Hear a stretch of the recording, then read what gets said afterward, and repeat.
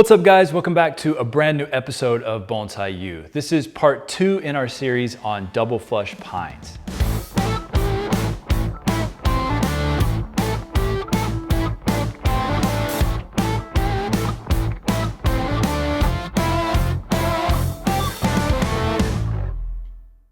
All right, before we jump into part 2 here, if you haven't seen part 1, make sure to check that out because that will definitely help you out with the explanation, what we're talking about here in part 2. Now, what we're going to be doing in part 2 is a technique called meikiri, which translates basically to bud cutting, but when we're referring to a double flush pine, what that means is decandling, or removing the new candles from this year on the tree. Why would we want to do that? Well, there are 3 basic benefits when decandling. Number 1, if you decandle in the summertime, you're going to produce a second flush of growth. That's what makes these trees double flush pine. We're inducing a second flush of growth. That second flush of growth is going to be anywhere from 2 to 5 times the amount of budding as our initial growth that we cut off. So if we've got 1 candle, we remove that 1 candle. At that cut site, you'll have anywhere from 2 to 5 new buds, which is great. We can double or triple or quadruple the ramification in a single year. The second benefit is we get a smaller needle size on that secondary flush of growth. Now I want to be clear here, the timing for doing this type of technique is really important, and that's going to dictate how long those needles are on the second flush of growth.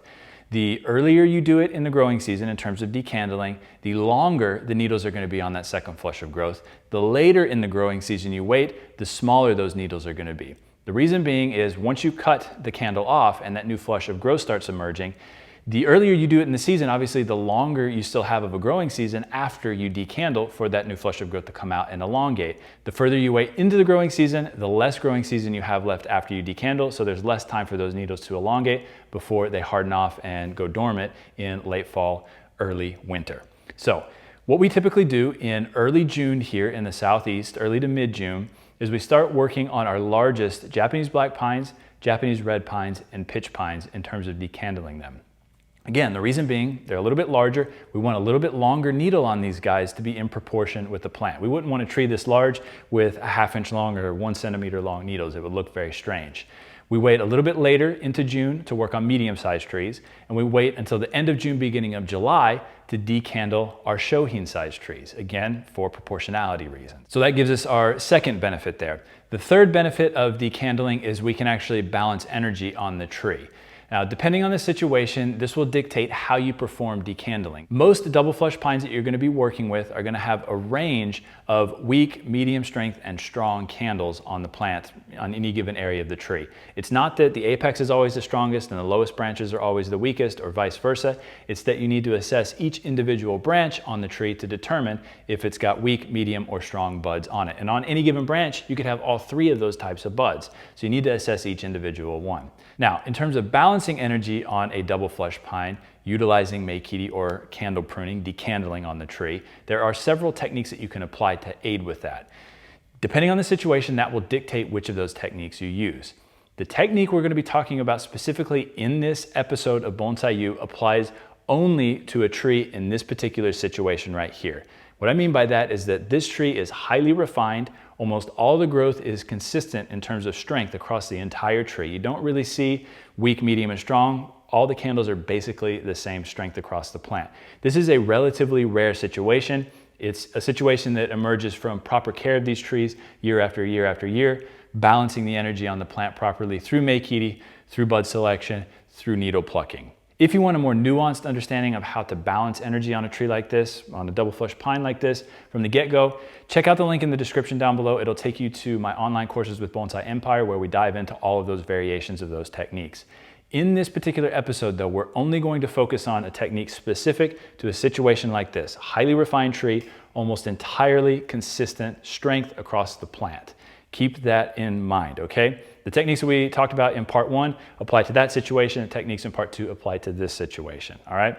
So what I want to do is bring the camera in a little bit closer here so you can see what the candle growth on this tree looks like to begin with, and then we're going to perform meikiri or decandling on this Japanese black pine.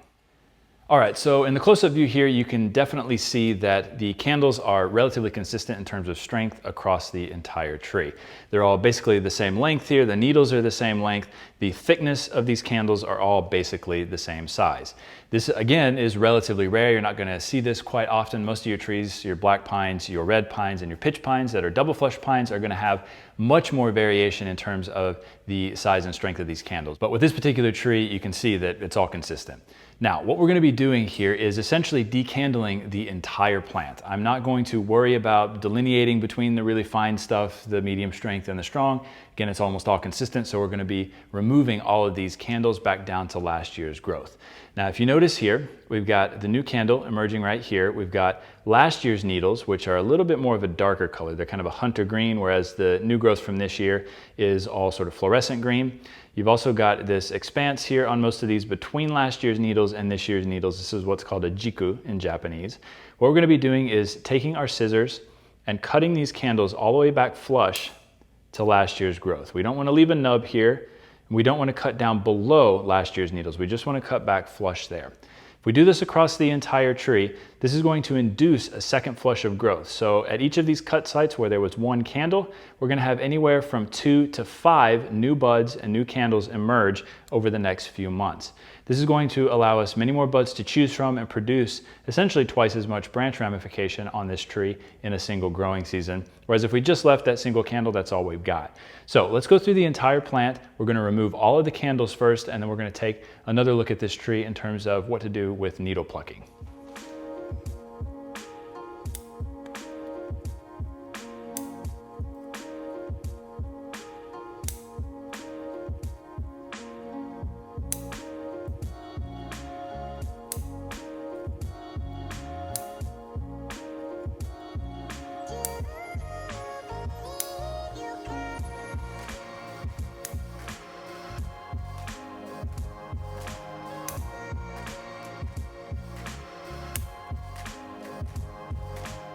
All right, so that does it for our 100% Meikiri technique on this older, more refined, more balanced Japanese black pine.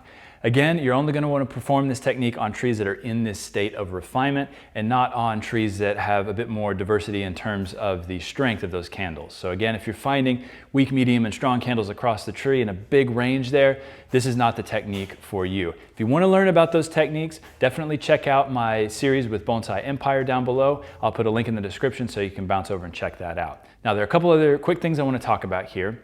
The first is needle plucking. Now, you're probably thinking, why didn't you needle pluck this tree to help balance the energy at this stage? Well, the reason I didn't do that is because this tree is basically consistent in terms of the density of foliage across the entire plant. If we had areas that were really dense and other areas that were quite sparse, I would likely needle pluck at this stage to balance those areas out. But again, because this tree is so refined, because it's so well balanced, we're not going to worry about that for right now. The second thing is fertilization. Now, in the spring with double flush pines, regardless of whether they're in early stages of development or in late stages of refinement like this, we start fertilizing double flush pines in the early spring. So here in Tennessee, that means early March. We fertilize these trees in refinement up to the point that we decandle in June. At that point, once we decandle, we cut all fertilizer. We remove all fertilizer cakes from the soil surface, and we do not apply new fertilizer cakes at that time. Here's the reason why. One of the points of decandling in the first place is to produce a smaller second flush of growth. If we decandle and apply fertilizer, all you're going to do is elongate that second flush of growth, so you defeat the purpose of Meikiri in the first place. So we cut fertilization in June when we decandle. We wait until the second flush of growth comes out and hardens off.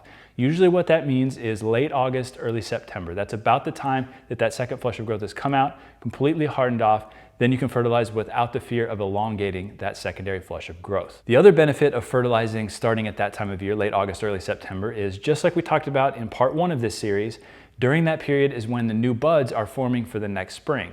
So you're going to get terminal buds, you're going to get needle buds, and you're going to get adventitious buds all forming late August through September. Again, this has a bit to do with change in temperature and also change in daylight hours. The photoreceptors within the tree are reacting to shifts in red light and blue light, and the tree is setting itself up, producing those new buds for the following spring. So if we start fertilizing at that particular time of year, you're going to pump up the strength of those buds so that the next spring they're nice and healthy and you get a good strong flush in the spring.